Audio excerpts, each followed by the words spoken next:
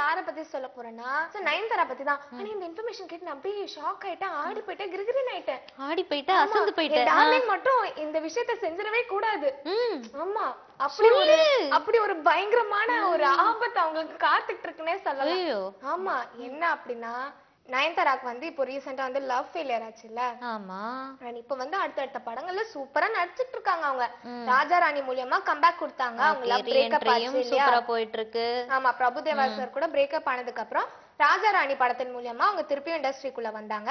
And அதுல இருந்து அவங்களுக்கு செம்ம லக்கு அடுத்தடுத்த படம் சூப்பரா நடிச்சிட்டு இருக்காங்க. இப்ப கூட இன்னும் வெயிட்டிங்ல இருக்க படம் நிறைய இருக்கு இல்லையா? இது நம்ம ஆளு படம் இருக்கு, நண்பேண்டா படம் இருக்கு, இந்த மாதிரி நிறைய படங்கள் அவங்க எல்லாமே வந்து பெரிய பேனர்ல பண்ணிட்டு இருக்காங்க. எல்லாமே ஹிட் ஆயிட்டு இருக்கு. கண்டிப்பா அந்த படம் ஹிட் ஆயிடும். இப்படி இருக்க ஒரு நல்ல ஒரு சிச்சுவேஷன்ல இருக்காங்க நம்ம நயன்தாரா. பட் என்னதான் இருந்தாலும் அவங்களோட லவ் ஃபெயிலியர்ல அவங்க கொஞ்சம் பாதிக்கப்பட்டிருக்காங்க. கொஞ்சம் இன்னமும் வந்து அதுல இருந்து கொஞ்சம் வெளியே வராத மாதிரி தான் இருக்காங்க. சோ இத வந்து ஒரு வாய்ப்பா பயன்படுத்திக்கிறாங்களா இல்ல நிஜமாவே ஒரு நல்ல விஷயத்துக்காக தான் அப்படி சொல்றாங்களான்னு தெரியல. நித்யானந்த சுவாமிகள், நித்யானந்தா, அவர் வந்து இப்போ கொஞ்ச நாளைக்கு முன்னாடி வந்து ரஞ்சிதா கூட ரிலேஷன்ஷிப் அப்படி இப்படின்னு சொல்லிட்டு பயங்கரமா போட்டு இது பண்ணாங்க இல்லையா? அதுதான். இப்போ அதுக்கு அடுத்து என்ன ஆச்சுன்னா அவரு நயன்தாராக்கு ஒரு என்ன சொல்றது, எங்க ஆசிரமுக்கு வாங்க, உங்களோட மைண்ட் எல்லாம் பீஸ்ஃபுல்லா இருக்கும், நாங்க சேவை செய்யறோம்னா. ஆமா, என்னன்னா அழைப்பு கொடுத்திருக்காரு.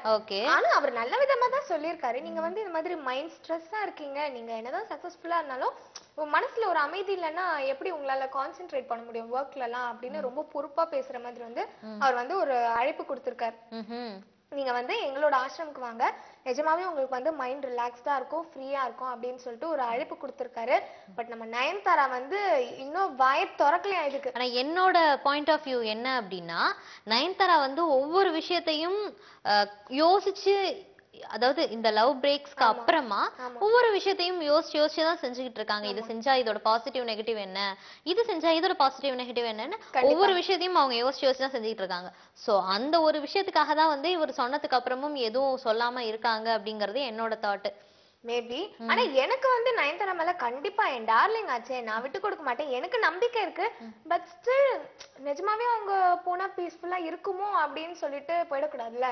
அந்த ஒரு அக்கறையில தான் நான் வந்து வேண்டாம் அப்படிங்கிற மாதிரி ஒரு என்ன சொல்றது, ஒரு அக்கறையா ஒரு டாபிக். சோ ப்ளீஸ் நயன்தாரா வேண்டாம் அப்படிங்கறது எங்களோட கருத்து. உங்களோட கருத்து என்ன அப்படிங்கறத நீங்க இன்னும் கொஞ்ச நாள் தயவு செஞ்சு சொல்லிடுங்க எங்களுக்கு. அதேதான்.